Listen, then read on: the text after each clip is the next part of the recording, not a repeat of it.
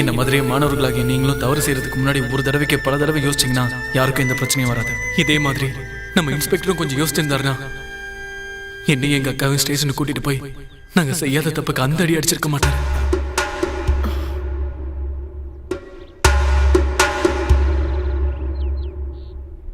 இப்ப காது கேட்காத என் அக்காக்கு காலும் நொண்டி.